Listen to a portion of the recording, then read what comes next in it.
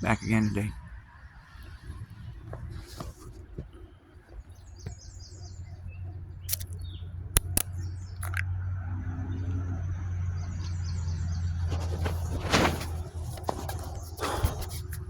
Having a coffee. Cheers.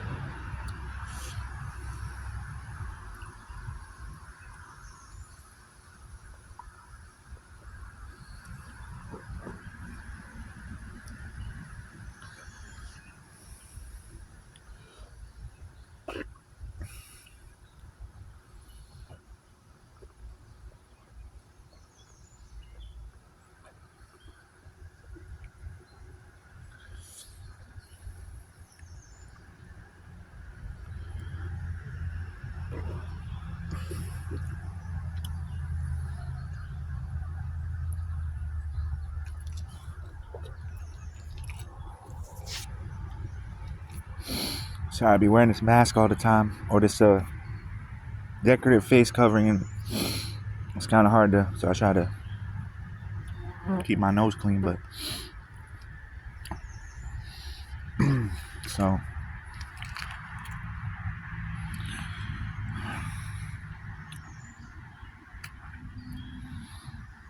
Let's see. How y'all doing today? What everyone doing? I'm just coming on for a quick minute.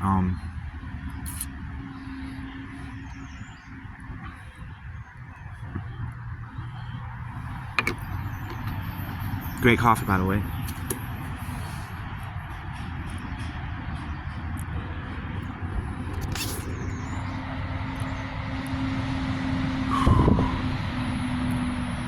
And I still be looking. If y'all, I'm uploading a video right now. It's not uploaded yet. It's still uploading, but it's uploading as we speak right now. But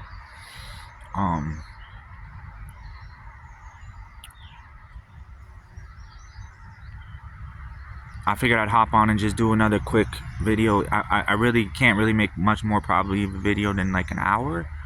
I don't know at this point, because my last video was like 3 hours and it still hasn't uploaded.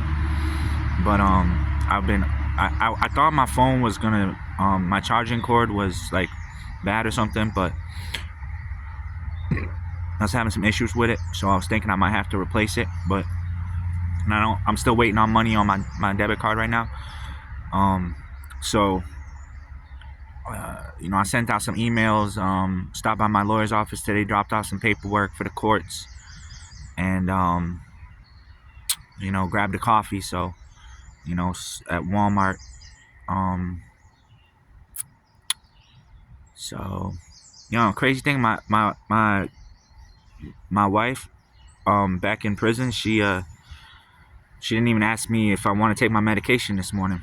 And then when I took off, first thing I was like, I'm just fucking taking off. I gotta go mail this letter out to the court. But I stopped over at the post office. I only had $1 and change on me. I didn't realize that I spent my last dollar, my actual currency, like dollar bill, like very rare to come by these days, on like a bag at Walmart. So yesterday when I made that offering on my previous video, so I only had like $1 and change, and I was lucky to even have $1 and change. I thought that'd be enough to buy a stamp, because the prison wasn't handing out no stamps apparently. So I had to go over to the post office. So I thought, but then I realized, I couldn't mail it out because I only had like $1 on me, and it was going to cost like $2 at least, and I already spent my other dollar, my actual cash dollar, you know, on the Walmart bag yesterday to make that offering. So I only had about half that much. So I went over to my lawyer's office after that. I wasn't even planning to go over there to my lawyer's office, but because I couldn't mail the letter out myself, and the secretary said that you know, they that I could drop my mail off over there, you know, and because when the court had sent me something, you know, when I made that video talking about the commenting on what the court was saying, or what the state was saying, you know, about whatever, you know, I already said all that was bullshit. So obviously none of that's true what the state was saying. So and I called her, and I let the secretary know about that, and she was like, you know, just drop the mail off at the office from now on, you know. So then when I dropped it off, she was like, you know, we actually pay the postage for our clients, you know. So I was like, cool, you know. I said I'll offer half. I only had like $1 on me, like I said. So man, I really made out amazingly wonderful on that. It was like 50%, I guess, like 50-50. Like, it's a pretty rare chance, and it turned out, like, you know, when it's a 50-50 deal, that's like the best deal you can possibly make. And we're talking money, we're not talking like theoretical, you know, even like anything. Like, we're talking actual money. So 50-50, that's still like pretty good, like, on a deal when you're talking money, at least. So we're only talking like a few dollars at most, but still, it's not the amount necessarily, it's the thought that counts, one might say, or whatever the value of the deal. You can have $1 million deal, but it can only cost you $1 or $2. You know what I mean? But it's not necessarily the dollar amount that matters. It's the intention behind it, or whatever, or the result of the outcome of the deal. You know what I mean? So, and most people won't understand that. They'll think, oh, no, but I just said, like, I was talking, like, you know, y'all ain't gonna understand, so don't even worry about it. Y'all don't know how to do anything for the most part, you know, but you want to get off my channel, you know what I mean? Don't watch my video then, please. You know, I'm trying to school y'all on something you don't appreciate, like a real hustler that knows how to fucking put in work and shit. So, like, y'all really have no business on my channel, so please leave. You know what I mean? This is for the people that actually want to fucking learn how to fucking, you know, make fucking deals, the best fucking possible deals. And it's not, you know, and it's, the money shouldn't matter, you know what I mean? It's not even about the money. So, you know, I got an unlimited amount, so I'm not really worried about it, you know. I can make millions of dollars appear out of nowhere anytime I want, basically. So I'm not really worried. I'm trying to make a deal, you know what I mean? I'm trying to make the deal. You know, it's not the dollar amount that's important. It's the deal. It's a make or break kind of deal. You could look at like $1 or $2, but you could look at $1 and you could be losing $1 million. You know what I mean?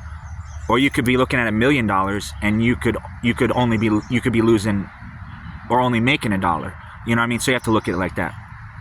For those who understand business and, like, you know, really, really, like, serious business, like, you know, like $1 million business, $1 billion business, you know, maybe $1 trillion, $1 zillion business in certain instances. But, you know, this is, yeah. So at least y'all know, like, I'm talking business here, because I made that video before, and I mentioned, you know, like, I was talking about how you know, I said that what my teacher said was that you know, if you understood why, you'd understand why so many people come to his business talks. If you understood, like, how much money it makes, you know, how much money he makes, you know, on the why so many people come to his business talks. Because he started the fastest growing company in New York City. Made like $250 million a year. It was sold to Warren Buffett, and turned out to be the largest diamond company in the world of 10,000 diamond companies. And the domain name alone costs like $20 million, jewelry.com. But yeah, so that's who I learned how to, you know, business from. That's who I learned it from, how to make deals like that. So it really does, sometimes $1 or $2 can be the difference between making like $1 million or $2 million, or losing, you know, $1 or $1 million or $2 million. So Business is, yeah, so business is important, guys. So like literally I could just talk about business on here, and I would I would have a lot of, more people coming to my talks probably if it was just business that I was talking, truthfully. So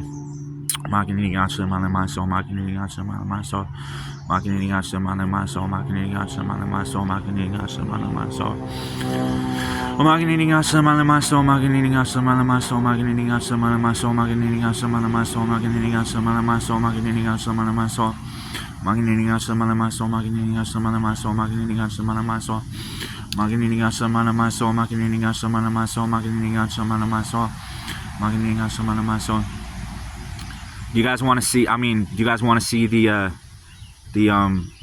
place where I buried the porcupine?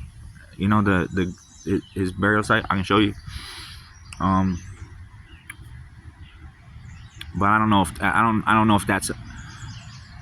I feel like that's kind of like sacred. You know what I mean? I don't really want to. Let me think about it. I'll think about it. You know, like. But once again, we're out here in the Maine woods again.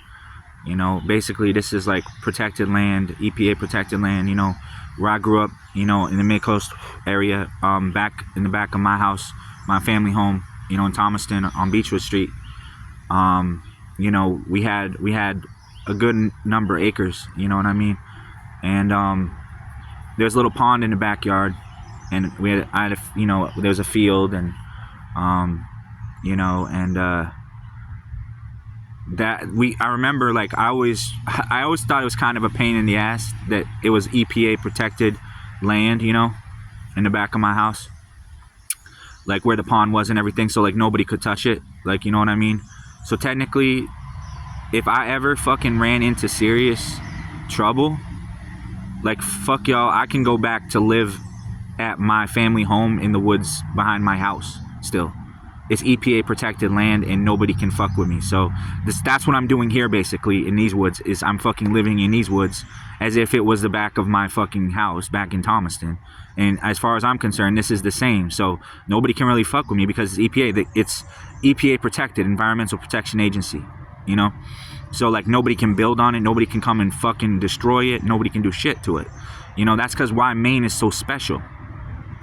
Because, you know, it's one of the parts of the country, you know, where the land is really still remains untouched to a certain extent. You know what I mean? Which is fairly hard to come by. But I grew up in the Maine woods. You know, I grew up in the Maine woods, and I know how to survive in the Maine woods. You know, so this shit, it don't mean nothing to me. You know what I mean? I know how to survive in the woods. Okay, I'm a survivalist basically. Okay, that's how I've survived out here. I don't let motherfuckers know my whereabouts for the most part. You know, I maneuver very stealthily like a ninja. I don't fucking say nothing unless it's of utmost importance and it needs to be said, and I will fucking say it if it needs to be said. And if it's not of any utmost importance, I will keep my mouth shut and say nothing, you know? So, but I think that, you know, in my last video where I talked about, you know, karma and everything, you know, and like the true, like, that's something that y'all can actually benefit from. If you can actually listen to that video all the way through, watch it through, you can learn like the same thing that my guru learned from his teacher, who was also my teacher, that told him to start that, you know, $250 million a year company. And how he became as successful as he did is also how I became as successful as I am. Because I had the same teacher, you know, and I actually attained enlightenment before he did, believe it or not. So, you know, Ken Rinpoche Geshe Lobsang Tarchin, and he had to study with him for like, I want to say like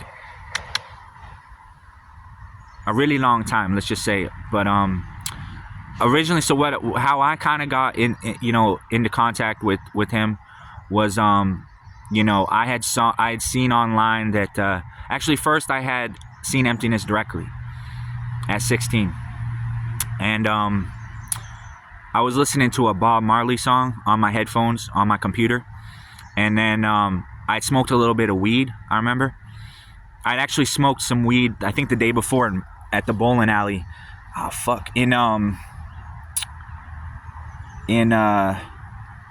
Scarborough, I believe, with my friend Noah Chamberlain. And this was back in the day. This was like when I was still a teenager. Probably I was, like I said, I was 16 at the time. Now I already said that. But he and some of his friends and I smoked some weed in the back of the bowling alley in Scarborough. And that's the first time I ever smoked weed. And then he gave me a little bit to take home with me. You know what I mean? So I took some a little bit home with me. And the next day, I believe, I made a aluminum pipe, like out of an aluminum can. You know, you just like crush the can, you know, and you make like a little indentation in the middle part, and then you poke some holes in it, you know, and then yeah, so and then you put the weed, and then you poke a hole in the side where the carb is, so you can actually, you put your finger on the carb to hold the carb in, and then you light it on top, and then you breathe in through the mouth of the can, you know, where you pop the can, the tab on the can. So that's how you make like an aluminum pipe, like out of a soda can or whatever, like in a pinch, you know. I was doing always, and so yeah, but so I tried that, and because the first time when I smoked, I didn't really get high, but the second time I smoked, you know, when I went back home to my house and shit, you know, on Beechwood Street in Thomaston, that and I put on the, you know, I was listening to Buffalo Soldier, I remember, by Bob Marley, and I downloaded it. Like I you know, I was big into music at the time. Like I had my own kind of like recording studio or whatever, you know. I was like, I had my own setup, you know. I was doing pretty good, you know what I mean? Like, I guess, you know, considering, you know, I'm pretty fortunate, you know. So to have like my own computer and my own desk and like my own chair and shit, like nowadays it's like unheard of. People like, you don't even see shit like that on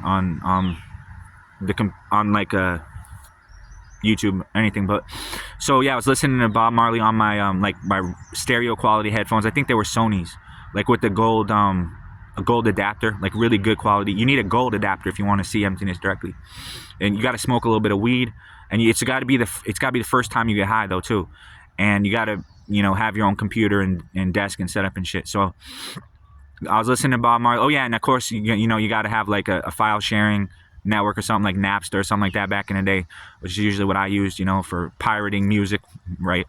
So pretty much like it was file sharing, but it was considered illegal at the time. So I had a shitload of music, you know, that I'd pirated or whatever. That was back in the day when you know, I believe, who was it? You know, the band that does Metallica. Yeah, Metallica was the main band that was unhappy about the piracy. They were the antagonists. They were like, nah, we don't agree with our music being pirated and shit. But for the most part, you know, we just shared music. It wasn't like we were stealing the music. We just, you know, if somebody had music, they could download it, like peer-to-peer file sharing thing like that. It wasn't really pirating music or copyright infringement. It was controversial for sure, but that's how I was able to, you know, get that Bob Marley song. And so I had the stereo headphones from my father, you know, the Sony's with the gold adapter, and I was, you know, had smoked that bowl of that weed from Noah that he'd given me from the day before when I was at the bowling alley with a couple of his friends, you know, in Scarborough. So I'm laying down, and I have this kind of, I don't want to say, basically I was listening to the song, and then all of a sudden it hits me that the words or the music that's coming through the headphones that is coming into my ears is not coming from its own side, basically, is I guess how my teacher would put it. And then suddenly, like, the entire world just dropped away. And then I was like, I left my body, so to speak. And then I was transported to like another planet, I remember. And there were like blue, like, people on the planet. Like there was a bunch of blue people on the planet. And it was like, and I was like, it was like basically, I guess one might say like a Buddha Pure Land. What, like you wouldn't, like probably today you would think it was like aliens or something, like blue aliens or something. But, you know, like I was transported to this planet out of my body, basically, you know, after listening to that song by Bob Marley, the Buffalo Soldier song, you know, and laying on the ground. And I was just like, holy shit. That's when I saw emptiness directly for the first time. Because I realized that the music that was coming from the headphones into my ears did not exist from its own side. And then it was the most startling. This was like, to me, a revelation, like unbeknownst to me in my entire life. I'd never known this before to be, but now I knew for a fact nothing comes from its own side, basically. Everything, like what I experienced was, the direct perception emptiness, basically. At 16 years old. So listening to that Bob Marley song, and it was so that's the when I think about my teacher talking about seeing emptiness directly, I think about when I was listening to that Bob Marley song. And basically it wasn't like I was trying to induce some sort of psychedelic experience or anything like that. It was literally it was self-manifested. Somehow it just spontaneously arose or appeared to me, or in whatever fashion you want to say, that the music that I was hearing did not exist from its own side, basically. And then all of a sudden the music kind of like dropped away, and I experienced this ultimate bliss of some sort of ultimate bliss, like a bliss I'd never experienced before, something like total liberation in a way, it seemed. Because I realized nothing exists from its own side, and then I was free in that moment. I was literally free from every preconception. I no longer was bound to my physical body anymore. I literally was transported out of my physical body, in a sense, and into this planet with blue people on it, basically filled with blue people, and kind of like I was welcomed as as a messiah or something into my own like Buddha Pure Land. So that's kind of how it began. And then I remember also fairly distinctly that I saw myself as the Buddha, like 500 years from now, that I was actually the Buddha Maitreya. And I also had a vision of Vajrayogini, who was like the angel that I was going to become, or whatever, to some extent. So this is kind of what I recall happening.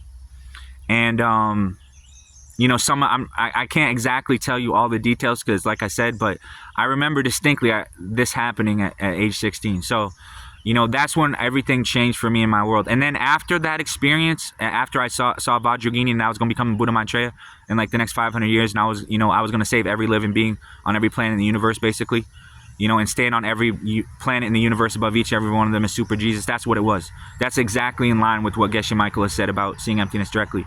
And now, so I have seen emptiness directly, so after I came out of that, the experience was maybe, I want to say 20 minutes, probably would be an accurate, appraisal.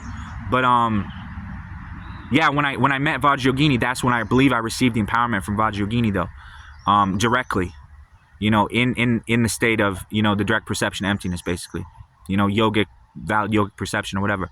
And, at that point, like, actually, like, I had some sort of sexual intercourse, I would say, with her, like in like with a divine angel in some sort of way.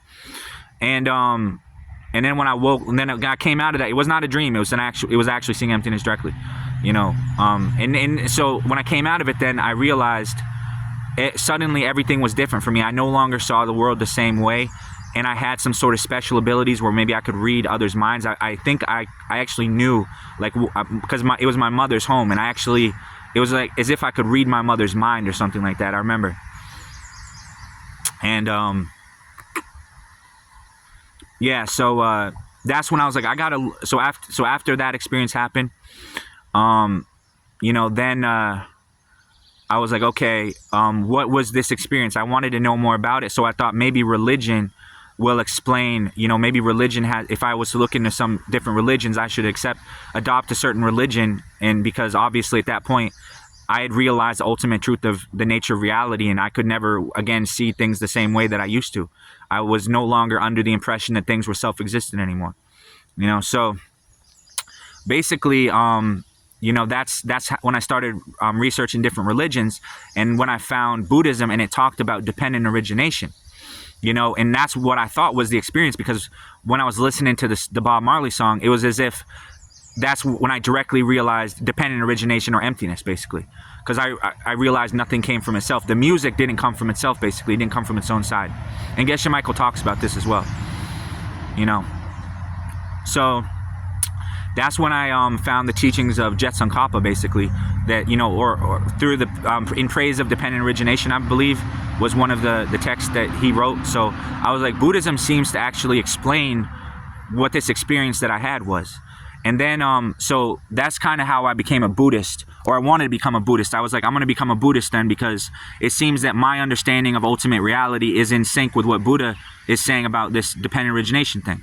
Where nothing comes from its own side, it's all just dependently originated, and it's, created from past seeds that we plant about how we treat others,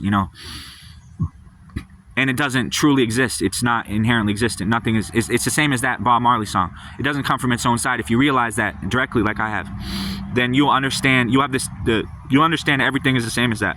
And you'll free yourself from, this world, basically, of suffering. So yeah, that was amazing to me. So had the karma. It's the greatest karma one can have in this lifetime, is to see emptiness directly, and the result of that karma is to meet your guru, which I believe was Vajrayogini. And so then at that point, Vajrayogini was able to. You will have Vajrayogini basically standing next to you your entire life, teaching you about emptiness. After that's the greatest karma one can create in this life, in this universe, basically, in this world. So then that's when I found Geshe Michael's teachings, because Geshe Michael, was out in the desert at the time doing a 3-year retreat, and I remember that he had said that, one of the things he claimed was that he could communicate directly with angels, and I wanted to see if this was true. Now I already could directly communicate with angels, so I actually am the Buddha Maitreya, but that's, I guess, the truth. But so I wanted to find out from him, though. I wanted to go and check it out to see if he could actually communicate with angels. And then I felt like, if the outside world, lined up with my experience, and that he also had this experience of seeing emptiness directly, which now it does obviously line up, and everything he said is true, and everything I experienced is the same. Then thing that he experienced, then I would 100% know that what I saw was actually the direct perception emptiness, which it was. So now I actually see that. So now I actually saw emptiness directly, like just last night even. So, but the talk that he gave was in New York City. It was on the, for the tantric teachings that he was giving at Diamond Mountain University, and I remember at that particular teaching, it was the Tiger Rider teaching, I believe, and I was present there, and I was kind of remember I said I was going to test him. I tested him at that point, and I wanted to see if he knew that I saw emptiness directly. And in that talk, I knew, without saying anything, just by focusing on him and getting confirmation, I knew telepathically that he had seen emptiness directly as well, and that he actually recognized that I had as well also at that teaching, the Tiger Rider teaching in New York City. And so that was mind-blowing to me. So, but it was a hunch, right? I was like, I believe with 100% telepathically, through my whatever psychic powers or clairvoyance, through being an Arya, that and that I only have 7 lifetimes left until I attain Buddhahood, right? That I believe to 100% certainty for the most part, which is why I took him as my guru, basically. And devoted my life to serving him and the teachings. So, I thought, yeah, so now I look back on that, I was like, what an amazing man, really. What an amazing guru. What an amazing teacher. So, like, that really was what changed my life. One person that believed in me and what I saw. And I didn't go around telling people that I saw this. Now, there was one other individual. Remember, I mentioned his name in the last video that I gave the teaching to from Geshe Michael on the Goddess Code. I believe he also had some sort of direct perception or direct experience of emptiness.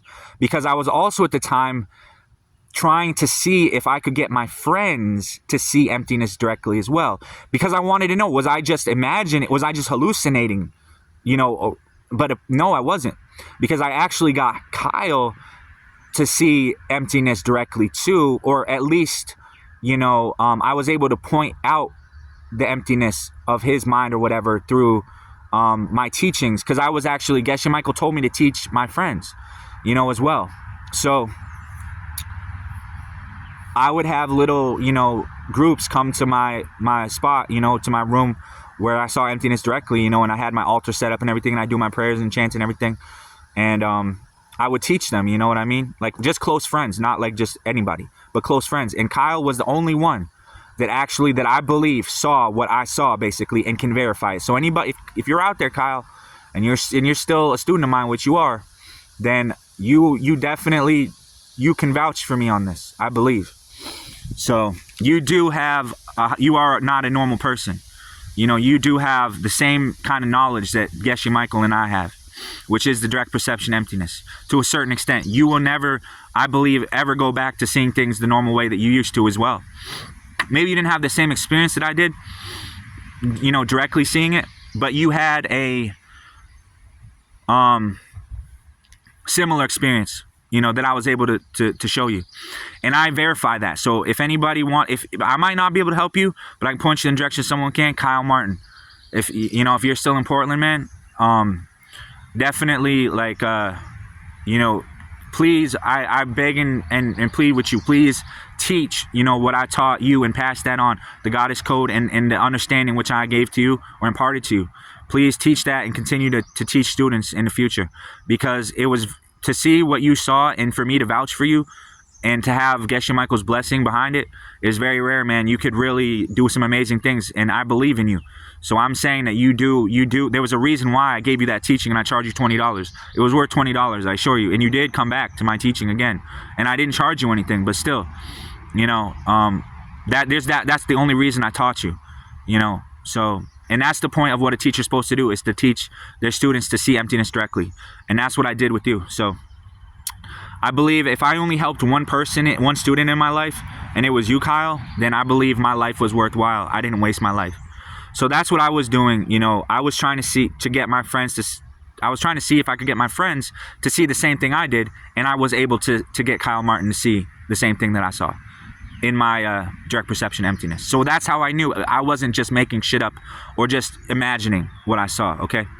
Plus with the verification from Geshe Michael and me investigating Geshe Michael and going to the Tiger Rider teaching and seeing that I, to 100% of my knowledge, telepathically, or however you want to say it, which is how Kyle said that we should communicate telepathically, by the way, is that I was able to verify that I had seen emptiness directly. And this was in a room, a teaching hall full of people. This was not just, over the internet or some shit like that, okay? Or with just a couple people. This was a lot of people. So there was no way he could have made that up. It's impossible. So, and nor is it that I made it up, okay?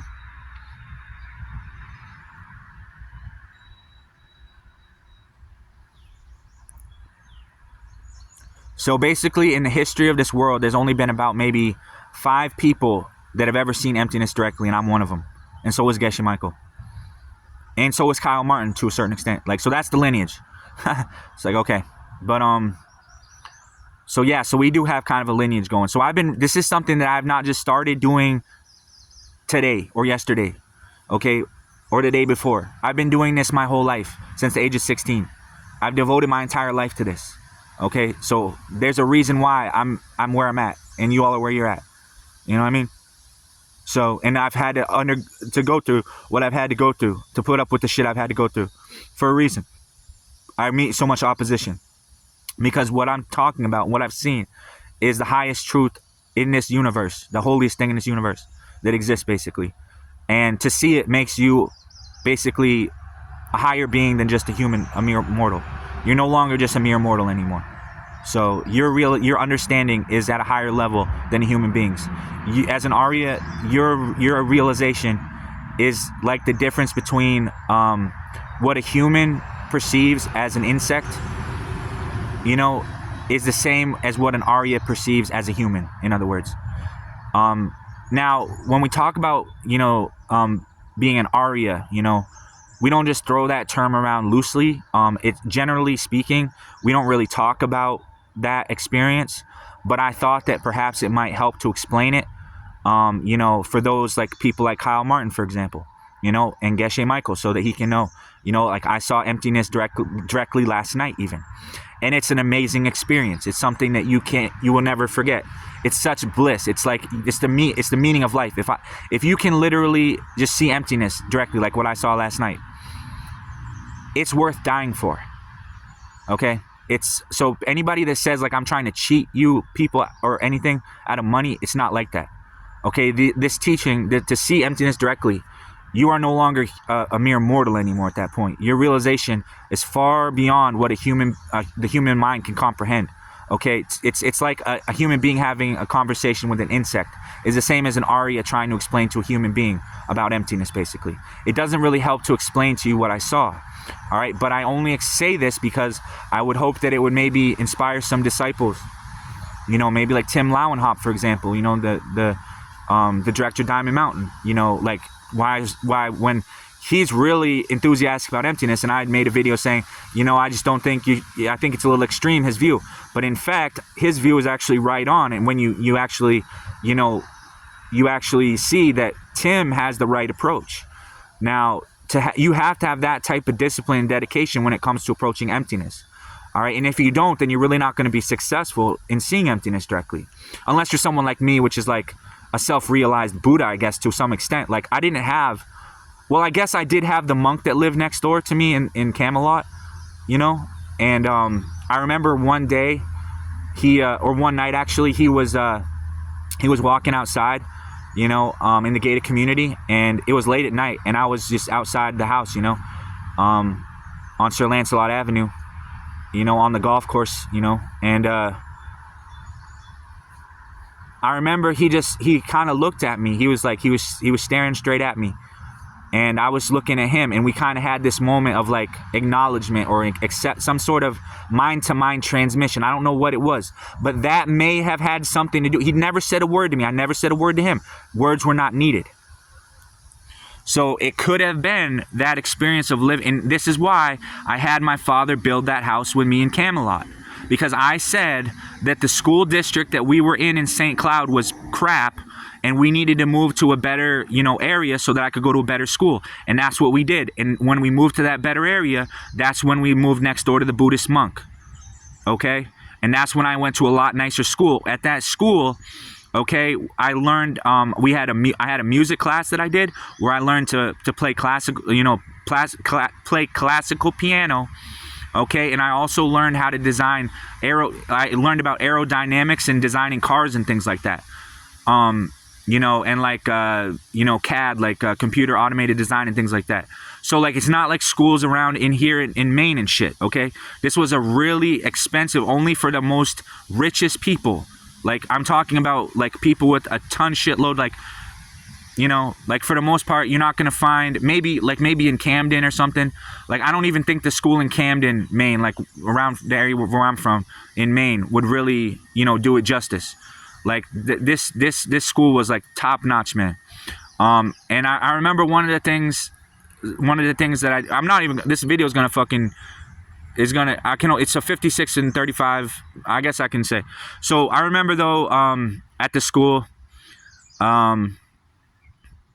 So school was important, but now also though, my half sister Yarrow, through my stepmother's, who was married to my father, at the time it was his, I want to say third marriage, or I think third marriage, after he divorced my mom, she was going to a magnet school at the time in New Jersey, and I actually got in. I was actually accepted into the magnet school.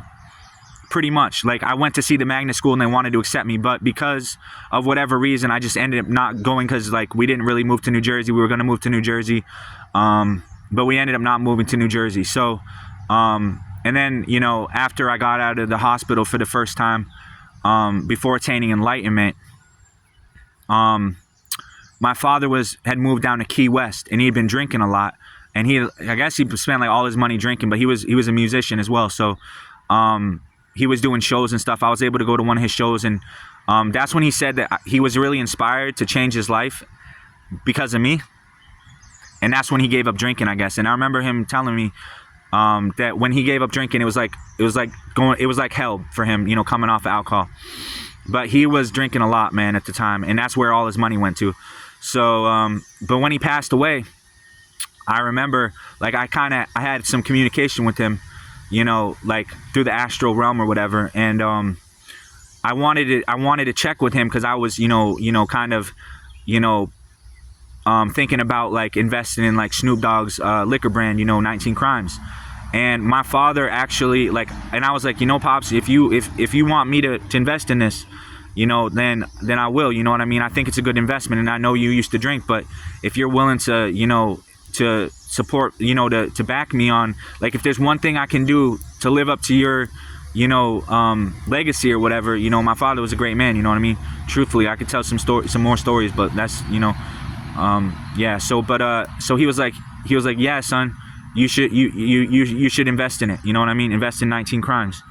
So, that's why I wanted to, that's why I've been really invested in 19 Crimes, Snoop Dogg's, liquor brand. So it was because I wanted to do that in remembrance of my father as a way, so that's why I bought so many bottles, you know what I mean? But, he was, I guess, per se, one might say, an alcoholic. Like when he was in Key West, he was going to AA meetings and stuff like that. I've even been to a few AA meetings myself, from some people I've worked with in the industry, the mental health industry over the years, Brian St. Clair, for example, another guy named Travis, who was in the Marines, back in the days when I was with Break a Day, working with them before they, after they were, the company split up from Mary Meeting, when I had my apartment in Rockland, where my father came to visit me at the Thorndike, which used to be a brothel. So, but where I had that secret room where I saw Dorje Shugden, because I was I'd ordered a prayer book from vajrasecrets.com, and it was a prayer to Setrap. And I remember when I saw the image, the vision of Dorje Shugden, he was black. He was a black man, an African American, however you want to put it. He was black in color. I remember that. And he had said, and I went to him, like, very humbly, like, and I know that it may not have been, like, my wishes may not have been the best, like in the prayer to Dorje Shugden by Tsem Rinpoche, which says, I surrender, the outcome to you, despite whatever, you know what I mean? And basically, I was like, can you help me? Like, I really need help. And what I needed help with was the mind control drugs that they had me on. Nobody would help. Like, I couldn't get help from anybody. But Dorje Shugden was the only one that was willing to help me. And also, this particular emanation of Dorje Shugden that came to me, that, in my vision that appeared, when I invoked him through these prayers, through a physical prayer booklet, not some stuff off the internet. Okay, I ordered it and paid cash, paid money for this. Okay, for these prayers that I made, and I had a place where I could do the prayers in secret, and I was able to actually directly meet Dorje Shugden, okay? And Dorje Shugden this emanation was, like I said, African American, and he worked on a Navy ship, okay? And he had worked for the Navy, and he had been, he had also been under mind control because of the Navy from the drugs, the same drugs they were using on me. So I believe that we had some sort of correlation where he was able to help me because of that. And somehow he was able to get off the ship, and he had docked, I guess, in Rockland Harbor, apparently, or, undocked at Rockland Harbor, and he was no longer involved in that. But he was willing to help me because he had the knowledge, because he himself had also been put under mind control by the drugs that they'd used on him in the Navy, which were the same drugs they were using on me to mind control me. So I went to him, I invoked him, and I saw him directly. I had a vision of him directly. As, Tsem Rinpoche says in his prayers, may I have a vision of you, I had a vision. I had that vision of Dorje Shugden. I saw him directly, and I blogged about it on his blog site as well, pretty extensively. You can check that out. I'm not sure, look it up though, Google it. But I'm sure that, all that's still up, most likely. Where I talk extensively about, going into more detail on it. We're probably, like, I'm not, so much information in those in that blog. But So yeah, I was like, Dorje Shugden, can you help me? And he was like, you know, yes, but you have to do exactly what I say was the deal. Like, without question. You know what I mean? And I was like, but he said, if you want to walk away, you can. You know what I mean? So if you choose not to want my help and you don't want to do what I tell you, you can walk away. And I believe the exact words were, unless you want to walk, something like that. Those were his exact words. And I was like, no, I'm doing whatever you say, Dorje Shugden. I'm down for whatever. You know what I mean?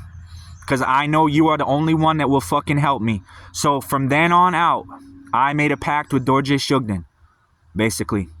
And then years later, after really fucking practicing him and him helping my ass out all the time, and me doing exactly whatever Dorje Shugden asked of me, without question, unless I wanted to walk, I was not going against what Dorje Shugden said. Period. Simple as that. Because he's the only one that knew how to help me, and he was the only one that would.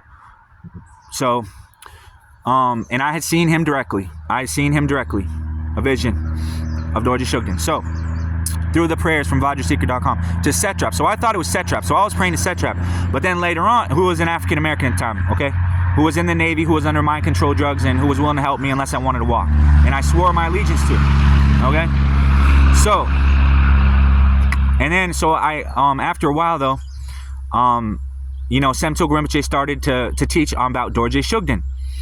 Now, when Semtuk Rinpoche passed away, you know, he actually committed suicide, and he came to me not in just a vision, but his actual emanation body, like his actual form body, whatever you want to call it, Nirmanakaya, Sambhogakaya, whatever, came to me, and he asked, he got the most payment for my practice, okay? And that was after he already died and killed himself, okay, where he got the benefit. So he worked his whole life, he asked for nothing in return but to kill himself, and only then did he ask for anything in return. And what I offered him in return was the forgiveness of his sins for his practice of Dorje Shugden. And he was totally forgiven of those sins. And at that point became a bodhisattva, a real bodhisattva. Okay, he actually developed bodhicitta in that moment. Okay, and then because I did that for him, and because, you know, he did all he did for me over the years and asked nothing in return, only at that point, after he killed himself, and I forgave him of his sins for his practice of Dorje Shugden, did he then tell me this one commitment that he gave to me at that point, was that it was to practice Dorje Shugden. That's it. For the rest of my life. Yes, correct. So go back on my blog. I'm not lying. This is all provable in the blog. Believe it or not. Take it with a grain of salt. So, but at that time, I'd also met a Dakini, okay, from the graveyard where I was staying at, across the river, in the prison, at the Volunteers of America, where I stayed and meditated for 3 years, okay, and her name was Yoko, kind of like John and Yoko from the Beatles, yeah, and she was actually a Buddhist, okay, and her tradition was from Japan. She was from Japan, okay, and she at Dunkin' Donuts with me in Portland, where Kyle Martin lives, I believe. Last time I checked, I don't know what, you know, shout out to Kyle Martin, if you're still my student or whatever, you know. She gave me the mantra for the secret practice, which is a tantric practice, okay, and transmitted it to me. Now, if you don't have, you can't, technically, to receive a mantra, you have to have it transmitted in person, okay, not, you know, it doesn't really count unless the actual guru or, you know, Dakini in this instant gives it to you, transmits it to you in person, orally, not over a screen or something like that. This is from the scriptures, you know, a Buddhism that says this, you know, and it can be verified in the teachings of Geshe Michael Roach, okay. So she gave me the mantra at Dunkin' Donuts, and for her particular practice, which was basically the same practice that Tina Turner did, you know, you know, when she was chanting her mantra, and which helped her get out of the abusive relationship with Ike. And, you know, she had to lose everything in the process, but because she chanted that mantra, she was able to heal all of that, and she didn't care about losing everything because she still had herself, at least, you know. And she just passed away not too long ago, and she has like a giant estate in Switzerland, by the way, you know, that's left behind for like whatever reasons. I'd like to visit there someday if I could, you know. But the sister practice of Tina Turner's practice, the mantra that she used, look it up, okay, was the same mantra that I was given by this Japanese dakini from the graveyard where I meditated for 3 years in the cemetery, okay, at Dunkin' Donuts. All right, that was transmitted. I'm not going to transmit it over the phone because it has to be transmitted by an actual, you know, orally, okay. So it's not going to help for me to tell you what it is, but so yeah, I have the transmission of that mantra. So at that point, when Semtok Rinpoche gave me that commitment to do dorje shugden practice for the rest of my life, that was the only commitment he gave me. Remember, I already just explained, I'm not going to repeat myself here, but what I decided instead of taking the commitment to do dorje shugden was to recite the mantra that this dakini gave me, okay? Not to do dorje shugden, not to do what Semtok Rinpoche gave me to do as a commitment for dorje shugden. No, even though I had the sokte, which is the empowerment or whatever, okay, which allows me to be able to be protected by dorje shugden even without doing anything into the next lifetime. Even dorje shugden will still protect me constantly, and I don't have to do anything really. Well, technically, as long as I'm making offerings. But for me, I didn't accept that. I didn't take that commitment. See? What I did was I chose to recite the mantra given to me by the dakini that was transmitted to me in person at Dunkin' Donuts in Portland, okay? From the cemetery where I meditated for 3 years straight, where she came to me, okay? And she actually flew me across the river to the apartment building where I did dorje shugden practice for another 7 years, until Semtok Rinpoche killed himself, and then he came to me, you know, and I forgave him of his sins, and he achieved bodhicitta, and then he gave me the dorje shugden practice, but I didn't take the commitment. I instead I chose to recite the mantra given to me by the dakini from Japan, from the cemetery at Volunteers of America, where I meditated for 3 years straight. So I guess that clears it up. So like, so you can't say because I practiced dorje shugden, okay, I never took that commitment that Semtok Rinpoche gave me. But still, here's the kicker though. Even if you don't accept the commitment, and I you know, which I didn't, and I chose instead to recite the mantra of the dakini from the graveyard, the sister mantra of, you know, Tina Turner, basically the same mantra, Nam Myoho Daisho, yeah, that one. Like I said, look it up, but I'm not gonna transmit it on here because it has to be given in person. But yeah, you still have to keep the practice, even though, see, that's the thing. That's the thing. So if I'm not reciting the mantra of the dakini that I got right transmitted at Dunkin' Donuts to me, then I have to do dorje shugden. See? So it's a catch-22. Either way you look at it, you win, right?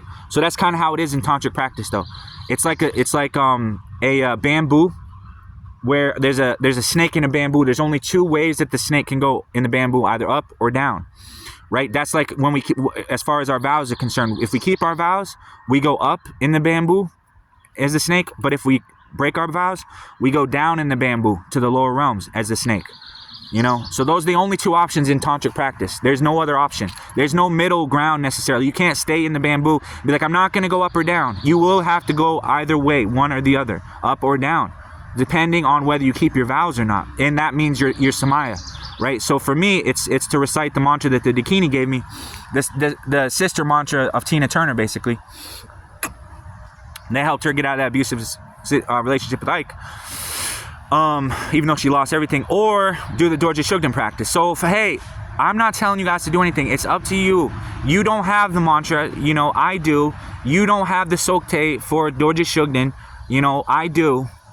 There's either 2 ways. I go up with dorje shugden, you know, to you know, higher realms or whatever, you know, doing dorje shugden practice, or I go down to the lower realms doing, you know, reciting the mantra of the Dakini from the graveyard, you know, that she gave me at Dunkin' Donuts. So I don't know. But it's one or the other, right? So that's what I'm saying. In tantric practice, those are the only two ways. So probably I'm gonna be reciting the mantra of the Dakini, right? And if not, I'm gonna be, you know, going, you know, to practice dorje shugden. That's it. So I always keep my vows and shit. So this video is almost done. But yeah, so that's my commitment. You have to do one or the other. You know what I mean? You have to do one or the other. That's gonna determine your success in your practice. And for me, what I chose was to recite the mantra of the Dakini. Okay? That's just me. And I know oftentimes I'm doing dorje shugden practice, and you know, we can go into another video on that later on, but obviously, you know what I'm saying, I still have to do that practice, right? If I'm not reciting the mantra of the Dakini. So I'm gonna try to be reciting the mantra of the Dakini, and if not, I'm gonna try to be doing dorje shugden practice. I guess that's all I can say, really. You know what I mean? So but I still have to do the dorje shugden practice, you know. So all right, thanks for listening, guys. I hope this helps. This has been another good vlog post today on semtulku.rinpoche.com. I hope y'all got something from it. Make sure to visit vajrasecrets.com. Get yourself a set trap or a dorje shugden prayer book. Get yourself, you know, a dorje shugden statue or satsa, and start praying, guys. Because, you know, dorje shugden definitely can help with a lot of, it's like a fast food drive-through. He can get you from point A to point B, and there's been a lot of, you know, success stories, you know, about